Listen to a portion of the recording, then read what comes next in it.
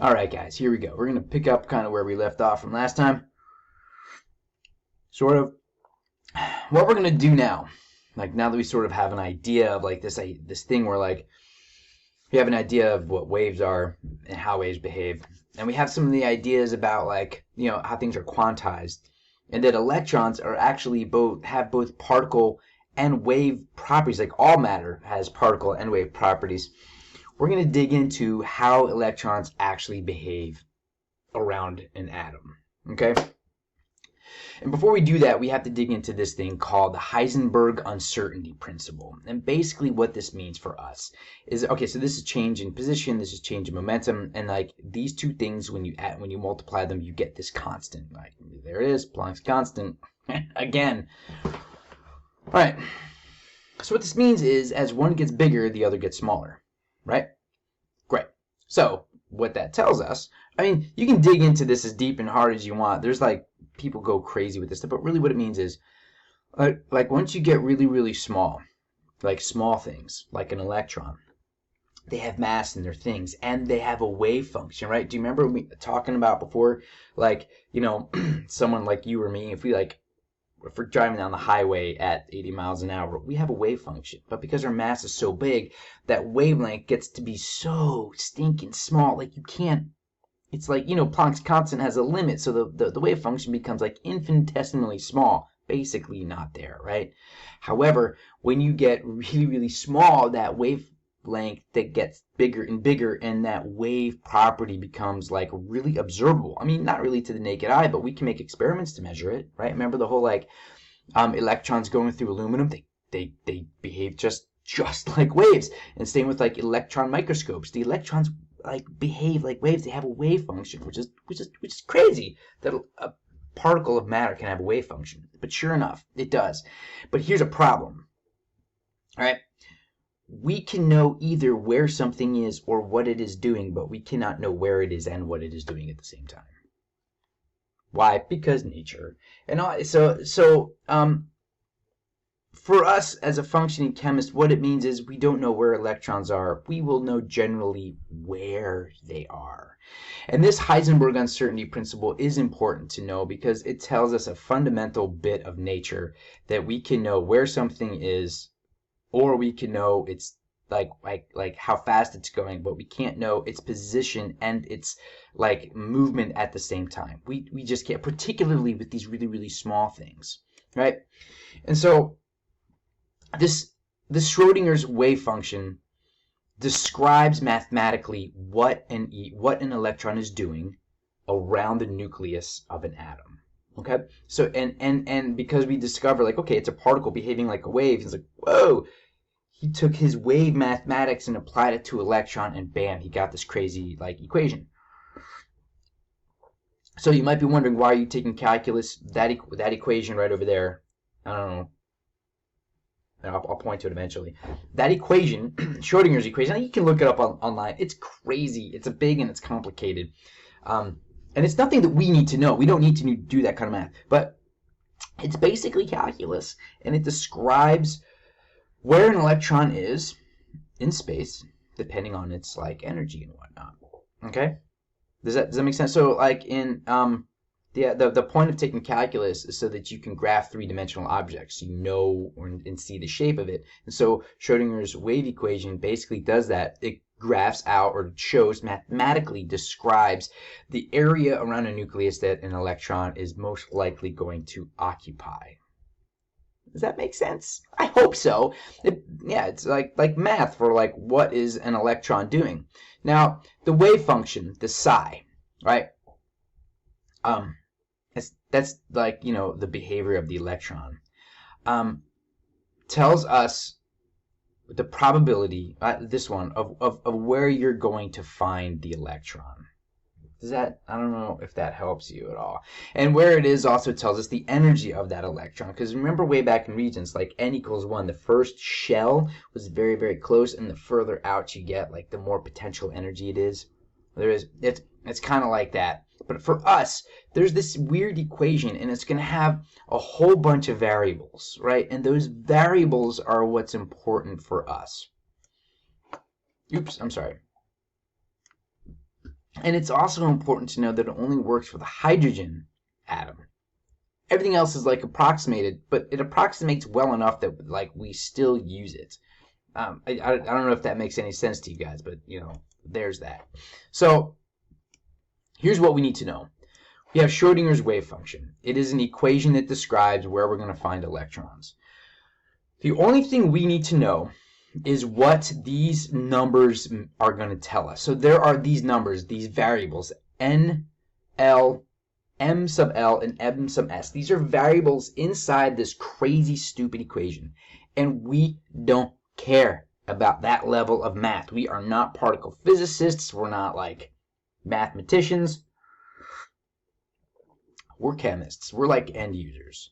So because we're end users, what we need to know is basically, what does N tell us?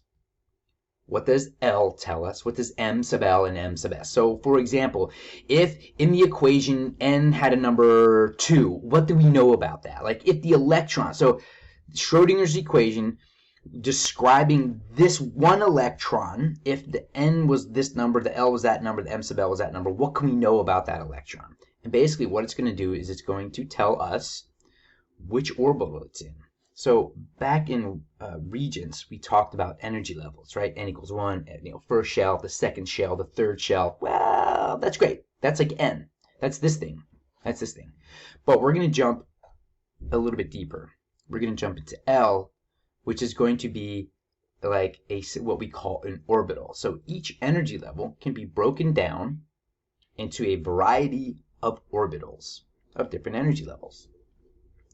And then M sub L tells us like which orbital it's in, because so there's the s orbital and there's only one of those. That's it. There's a p orbital and there are 3 p orbitals. So this M sub L will tell us which p orbital it's in. And there's also d and there's also f in it, but that tells us which exact orbital. So this is N is the energy level.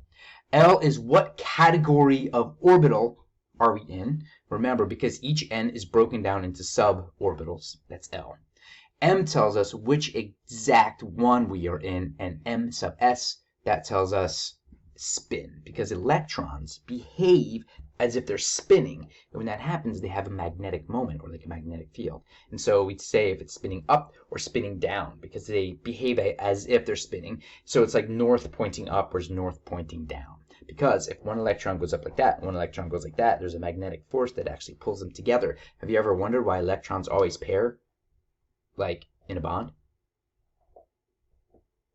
Well, there you go. Because they're spinning, and one of them spins in a way that the north is pointing up, and the other one spins in a way that the north is pointing down. And when you have a north pole pointing up and a south and a north pole pointing down, you have magnetic attraction. So there's actually an attractive force counteracting that repulsive force, so electrons can pair up because of this thing, this M sub S, which is, man, this stuff gets weird. So N, this is the principal, we call this the principal quantum number. It's the energy level, right? This corresponds to the energy level that we learned in Regents. Pretty basic, right? Yeah, it is. So N can be 1, 2, 3, 4, 5, 6, 7, 8, 9, 10, all that kind of goodness. It's literally which energy level. And just like before, if it's N equals 1, it's going to be close to the nucleus. N equals 2 is the second layer. N equals 3 is your third layer, right? Great. Now, yeah, oh, look right there. It tells you how far away it is from the nucleus.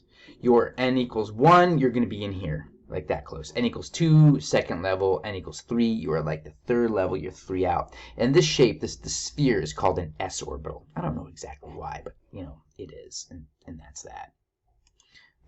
So this collection of orbitals with the same value of N is referred to as a shell. That's what we said in the Regents, like there was a shell or an energy level. But what I want you to know is that that shell has like suborbitals in it to like break down the energy levels even further. Yeah, let's keep going. So these quantum numbers, let's look at what L means. So N is your energy level.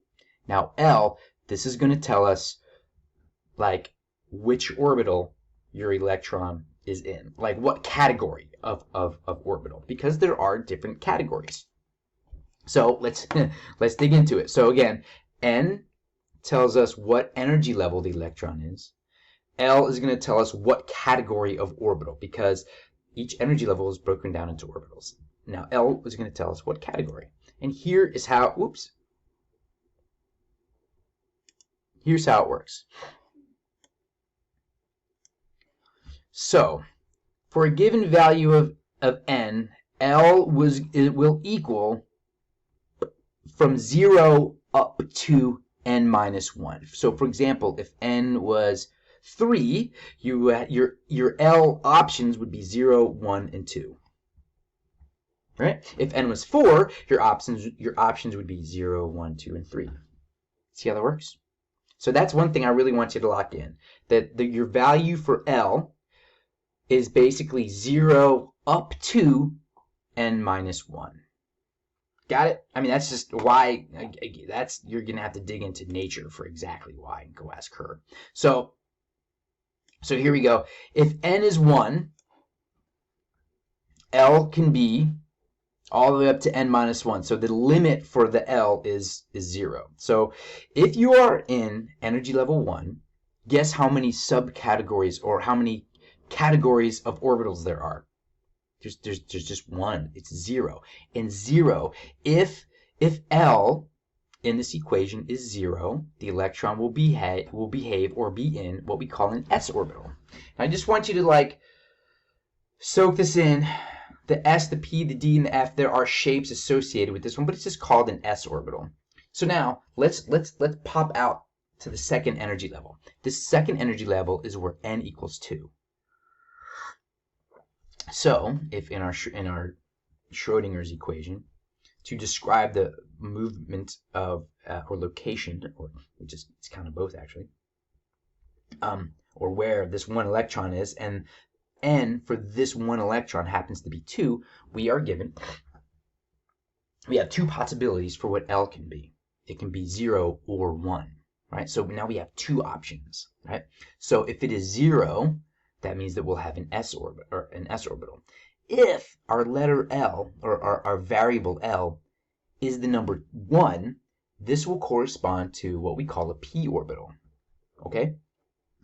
So in energy level 2, there are actually 2 subcategories.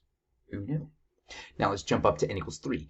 If N equals 3, the maximum possible L value is going to be 2. So it goes 0, 1, and 2. So that means that in energy level 3, in the third shell, like energy shell 1, shell 2, shell 3, the third shell is broken down into 3 subcategories. And those subcategories are L equals 0, that would be your S.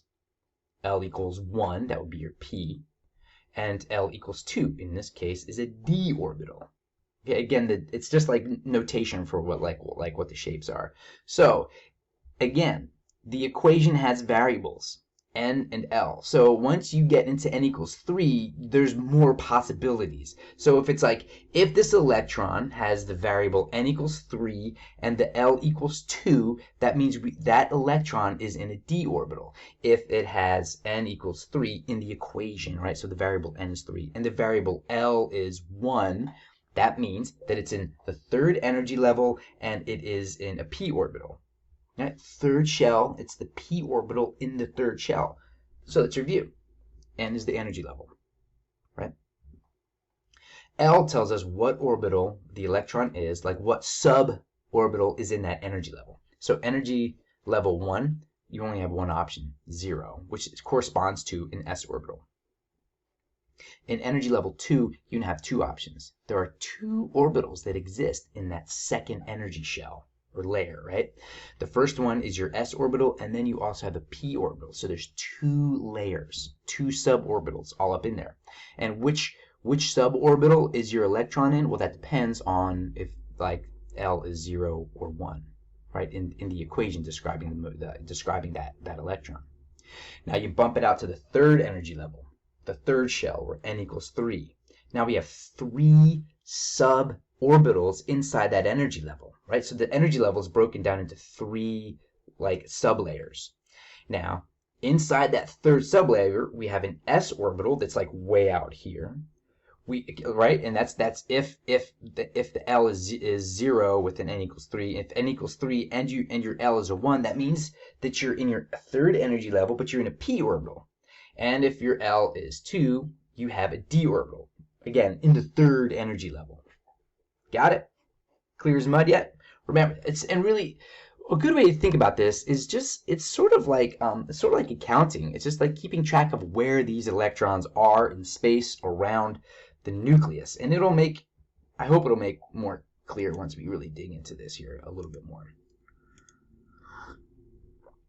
So yeah, this, let me go over here with this, like the S, the P, the D, the F, or the L number in the equation. The L number in the equation really describes the shape of your suborbital, right?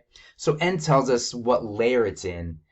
The L tells us what shape sublevel it's in, right? So it really tells us the shape, or the actual area where this electron is. If that makes any sense at all. I don't know, maybe it will.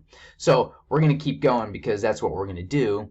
Now we have M sub L. Now this M sub L is based on what the number L is, right? Just like L was based on what the N is, like, you know.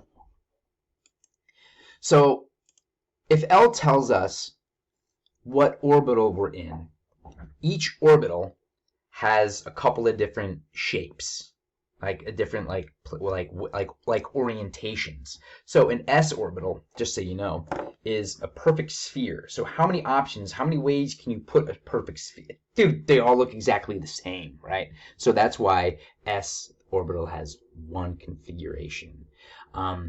P has 3 different configurations, because a p orbital is sort of like a dumbbell. It's like 2 bubbles. And if we live in a 3-dimensional world, which we do, we have x like this, y like this, and z like that. So that's why it has 3. And so this M sub L is referred to as our magnetic quantum number. And it really just tells us, like, okay, so L tells us which orbital our electron is, and M tells us how that orbital is oriented in space, right? So if the orbital is hand, is it hand like this, hand like that, or is it hand like that? It's really actually actually that simple. So how do we find our various options for M? Basically, it's the time. I think of it as the number line of L. So if L is 2, it goes like -2, -1, 0, 1, 2. So it's like the full time, like, number line of your L's. I don't know if that makes sense, but it'll make sense once we start doing this. So if your L equals 1, this corresponds to a p orbital. Your possible orientations, or your M sub L, which tells us like what orientation it is. Remember, M sub L is a variable in the equation. So if this variable, so what are your possible choices? Well, if L is 1, it goes -1, 0, and 1. If L is 2, it goes -2, -1, 0, 1, or 2. So it goes from -2 up to 2 whole number integers. And again, what that tells us, so the L tells us what orbital or what shape. And the M sub L tells us what orientation it could possibly be in. You got it? Awesome. This might make more sense once we get to looking at the actual shapes. But the last thing I want to talk about is this M sub S. And the M sub S tells us what spin it has. And again, kind of what I said before, is electrons sort of act like they're spinning. Are they actually spinning? Probably not. Spinning the way you and I think of spinning, because these things don't have enough mass. They're not big enough to actually like spin the way you and I would, because you know, they're really small. However, that being said, they behave like they're spinning. And so what we do, there's basically 2 options, because when it spins, when a charged particle moves, it creates a magnetic field. I don't know if you guys are aware of that, but that's how this works. And spinning counts. Like, that's how the Earth has a magnetic field. Our molten core is mostly iron, and as it has a magnetic moment, and as it spins, that spinning of our molten core is what gives the Earth its magnetic field. Well, electrons are kind of the same thing, only way smaller. So this electron is kind of spinning in this direction, right? And as it spins like this, in this case, I mean, we just randomly chose that we're going to have north going up if it spins this way. Now, if you took this exact same electron and flipped it, right, so it's spinning, so follow my fingers, it's spinning this way, and north is following my thumb. We're going to take the exact same electron spinning in this direction, but we just flip it, right? Now, do you see how north is pointing relative to you and me? It is pointing down. Right? So that means that we have two basic choices. We're going to have up and we're going to have down, because the electron is spinning this way or the electron is spinning this way. Right? They're spinning. And so when they come close to each other, because they're just like in space, they kind of orient themselves like this towards each other. Why? Because of the magnetic field. It like just sort of aligns itself. It's like, why does a compass align itself to north? Because it's in a magnetic field, right? There's two magnetic fields interacting, so they sort of align themselves in a way that they have the most attractive force, that they're most stable. And we know that north-north, you guys have played with magnets. North-north, you put two magnets together like this, with north here and south here, they're going to repel and push away, which doesn't really go well for putting them together, right? So this is what happens. One ends up, they're just like spinning like this in space. They get near each other and whoop, they just orient like this. Again, this is why electrons pair, because there's this like magnetic force that actually pulls them together to overcome that electrostatic negative, the repulsive force caused by the electrostatic like charge. There, I said it. So how do they come up with this?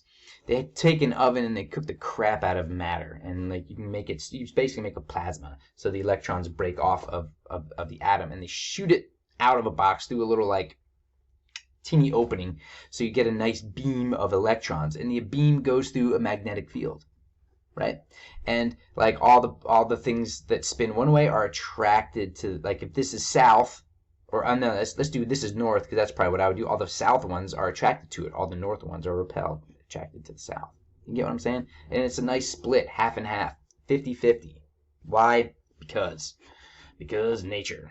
Wait, let's move this down a bit. There's that picture. There it is. That's a pretty little picture right there, isn't it?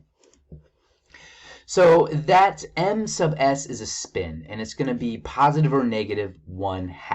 Why? Because positive says relative up, negative says relative down, and that's just going to be about it as far as we need to dig. That's as far as like we are going to go. So the m sub s, you have plus 1/2 or minus 1/2, and there's that.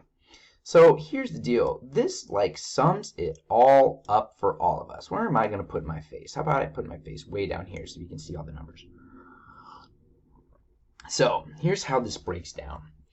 Back in the regions, we just said there's energy level 1, there's energy level 2, there's energy level 3, blah, blah, blah, right?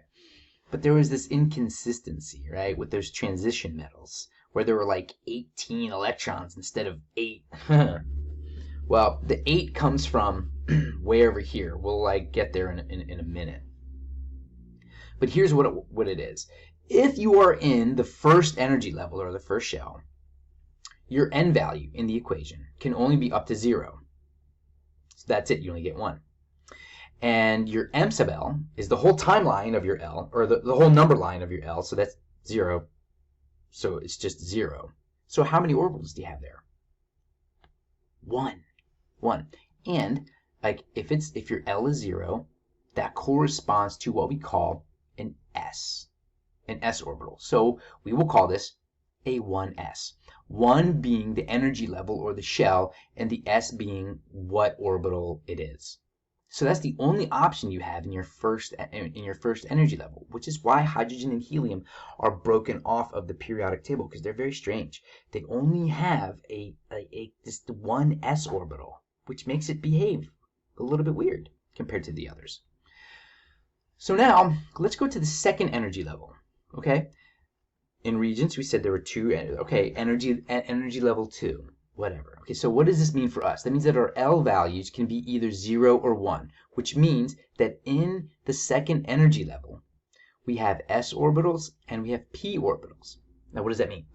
So that means that if in the equation, if in Schrodinger's equation, L is 0, that means the electron is in the s orbital of the second energy levels, right? See? So it's going to be the s orbital of the second energy level. But we also have an L value of 1 available to us, okay? And so what that means, if we have an L value, that means we're over here. That means we have a p orbital. Weird, okay? Right.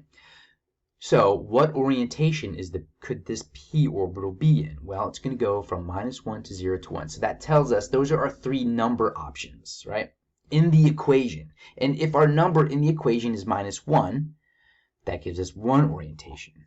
If our m sub L is 0 in the equation, that gives us option number 2. And if it's 1, that gives us option number 3. Does that make sense? So that tells us that we are going to have two p 3 times. There are 3 different orientations for this p orbital. So the L is either going to be 0 or 1. If it's 0, that is going to describe mathematically an s orbital. If L is 1, it will mathematically describe a p orbital. And there are 3 orientations: -1, 0, and 1. Does that make sense? So in our energy level 2, there are a grand total of 1, 2, 3, 4 orbitals. Now, here's the thing. The m sub s, that tells us up or down. So that's 4. What was the magic number in Regents? Well, yeah, 8. Because that will put 2 in the s orbital, 2 in the 2px, 2 in the 2py, 2 in the 2pz, because we can fit 2 electrons into each orbital. Why is that? Because one electron is going to be spinning this way, the other electron is going to be spinning that way, and they can kind of pair up, and they can fit into the same orbital because there's an attractive force between them. So for all of these orbitals to be filled, there's going to be 8, because you can fit 2 in here, 2 in here, 2 in here, and 2 in here. That's where you get the 8. Now, why can you do that? Again, it's because that spin, the m sub s. We're not really looking at it in here. So let's break down this one. If your atom has 3 energy levels, what are our L values? It's going to be all the way up to n-2, so all the way up to 2. So it's going to be 0, 1, and 2. So that means in energy level 3, there will be 3 orbitals. Orbital 0, orbital 1, and orbital 2. So like if L is 0, that will describe an S. If L is 1, that will describe a p orbital. And if your L is 2, it will describe what we call a d orbital. Now, how many orientations are there for the for the p orbital? For the s, let's do from the beginning. How many orientations are there for the s orbital? Well, there's only one number option, so there's 1 orientation. For the L, there are 3 options, so that gives us 3 orientations.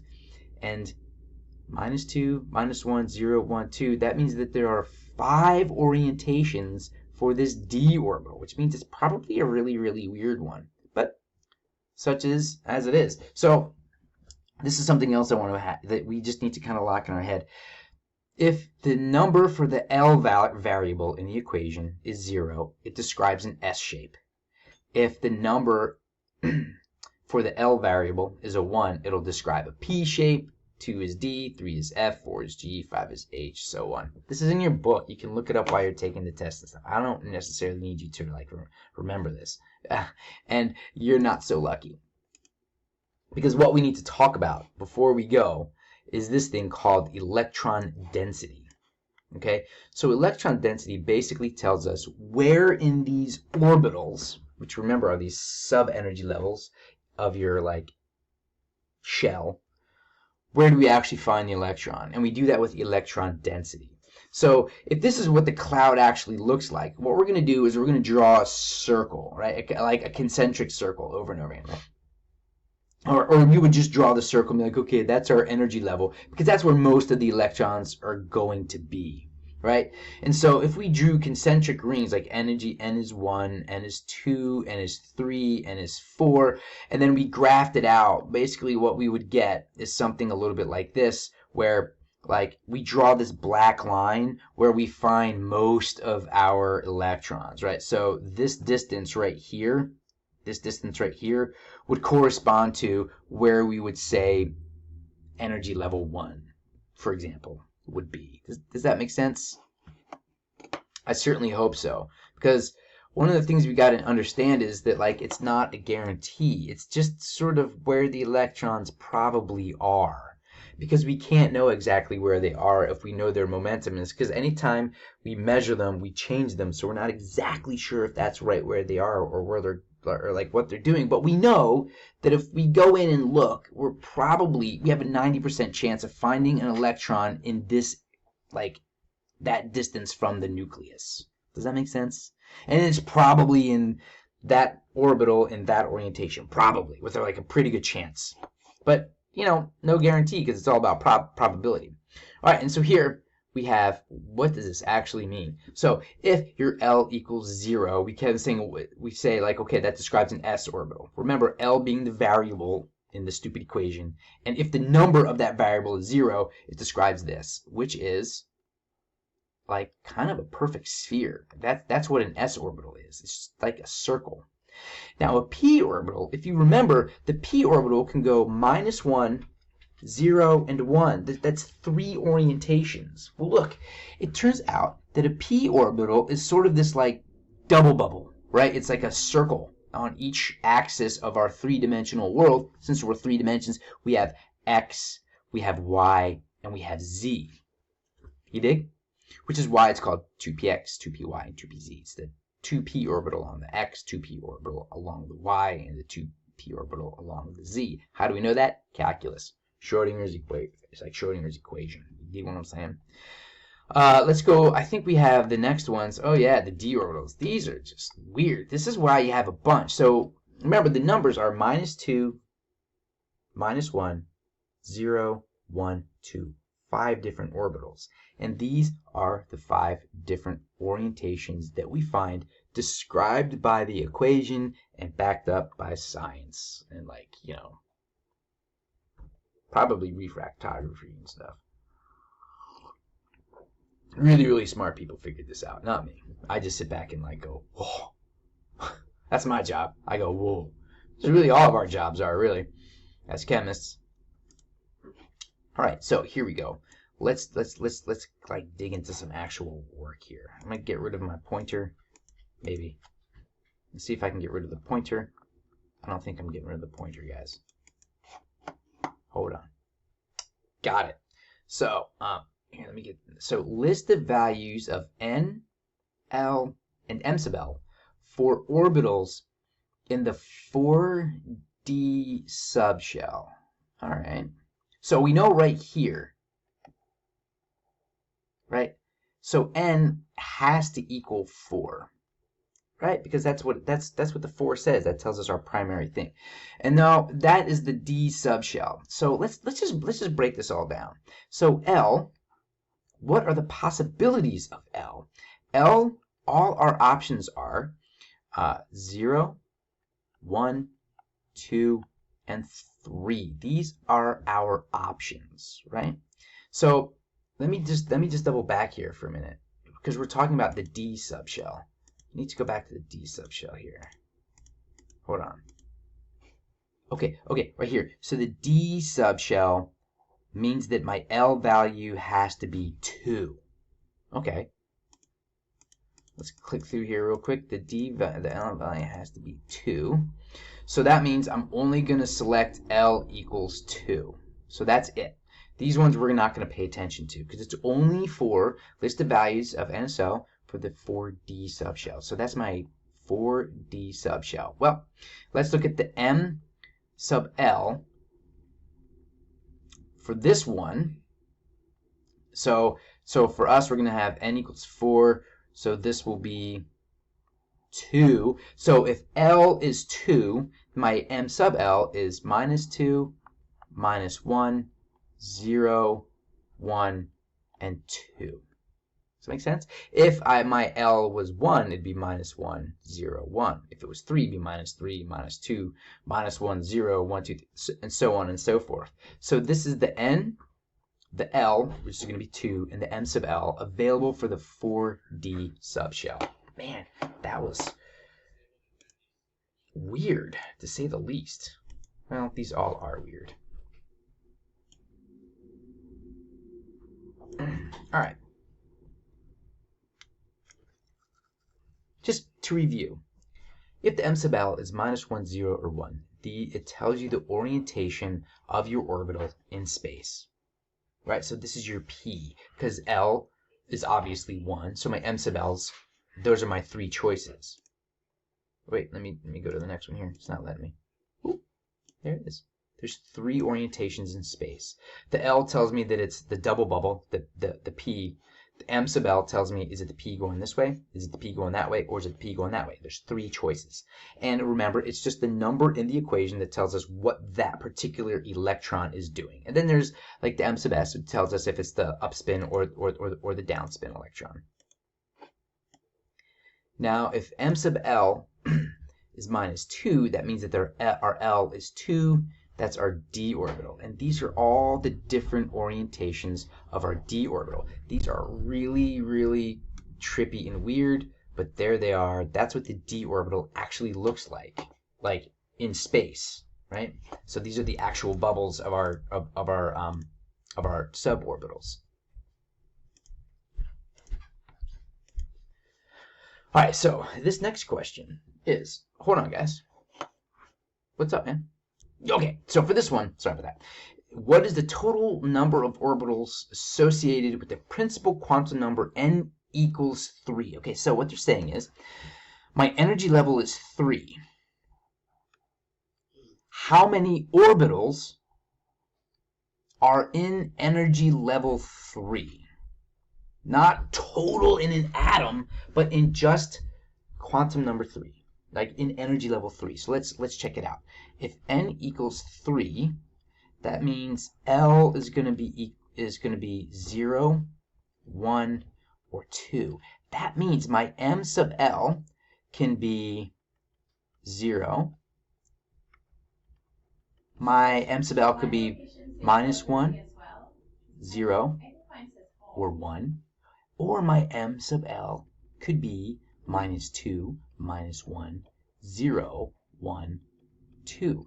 This is if my L is 0. This is if my L is 1. That is if my M is, if my L is 2. So let's check it out. If I have L equals 0, this gives me 1 orbital option. If my L is 1, I get 3. And if my L is 2, I'm getting 1, 2, 3, 4, 5 orbitals in there. So how many total do I have altogether? 9 total orbitals inside my n equals 3. So that means in my 3rd energy level, there are actually 9 orbitals all tucked up inside that 3rd energy level, which is why the atoms get really big with more like energy levels and stuff. You guys see how that whole thing breaks down? I certainly hope so. So here I have for you a picture of what these crazy looking things look like. So, and I want you to kind of clue in to like I like this one right here, right? Because here you have the d orbital, like kind of facing it. It's like flat, right? So here, this right here, these 4 are these guys, right? And the next energy level out, you can see that it's still a d orbital, but it's like they're bumped out. And here, again, they're bumped out again. Here, they're bumped out again. Just like over here, you can see your s orbitals. That little dot, that's n equals 1. This yellow is n equals 2. And here's n equals 3, your 3rd energy level, the s orbital in your 3rd energy level. It's like a circle. And these things all layer on top of each other. And not only do they layer on top of each other, they start to interact with each other. Because all of your orbitals in the 3rd energy level, they start to hybridize and sort of blend with each other. But we aren't even going to go near that. What we are going to go near is homework. Now let me double check here. 36 to 42. Oh.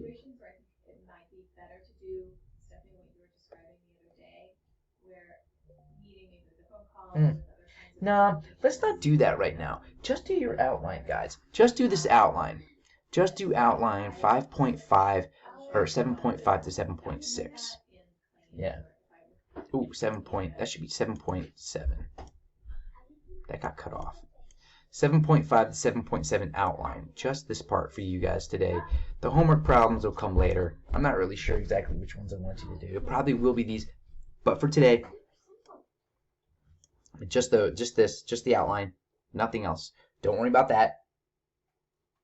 The homeworks, we'll get that next week. Just the outline. This will probably be enough to like explode your brain. I hope you guys are having a great day. Have an even better weekend. See ya.